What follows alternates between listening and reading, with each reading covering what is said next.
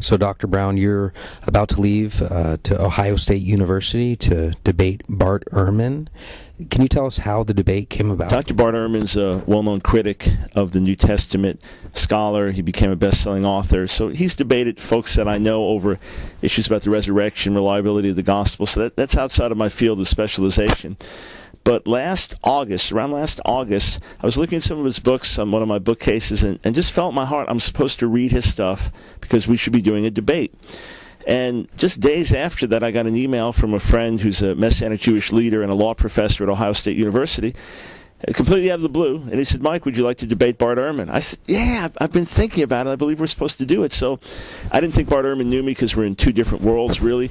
And I don't know, probably an hour later, I get an email back from my friend said, "Yeah, Dr. Ehrman's ready to have a debate."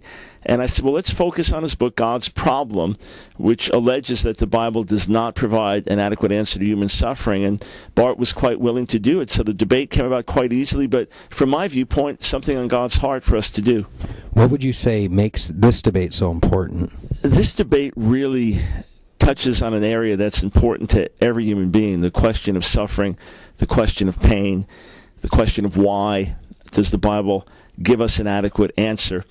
And I feel like the honor of the Lord is at stake. Bart used to be a believer. He lost his faith. He said the thing that completely pushed him over was the problem of suffering. He was an evangelical. He began to question the authority or authenticity of Scripture, but still said he remained a Christian, although not an evangelical.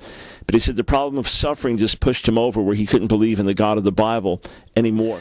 I feel as if, let's say my wife was slandered by someone, and now I was going to publicly defend her. The goal is not that I want to do well in a debate or win a debate, but that I want her reputation and honor to be restored. So that's how I feel. It's not about winning a debate with another professor, looking good in a debate. It's wanting to glorify the Lord. I don't know, there'll be people watching it either by webcast or present there in Ohio State that are struggling. Maybe this can restore and build their faith. Maybe some have lost hope, and hope and faith will be restored.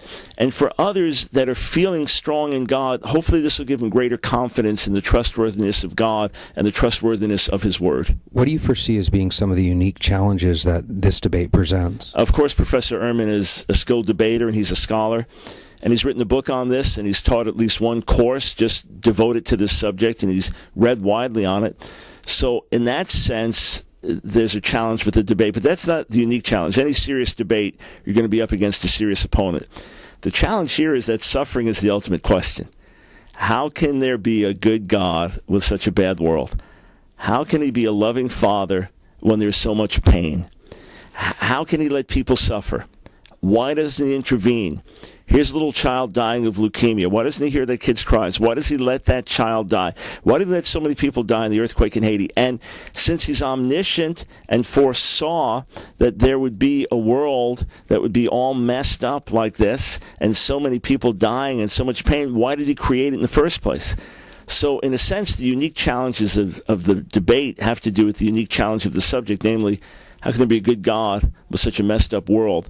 But by God's grace, I really want to demonstrate the love of God, His trustworthiness, sufficient answers for us to go by, a redemptive answer to suffering, and people walking away knowing what God's written in His Word is true and reliable, and He's a living God and a loving God.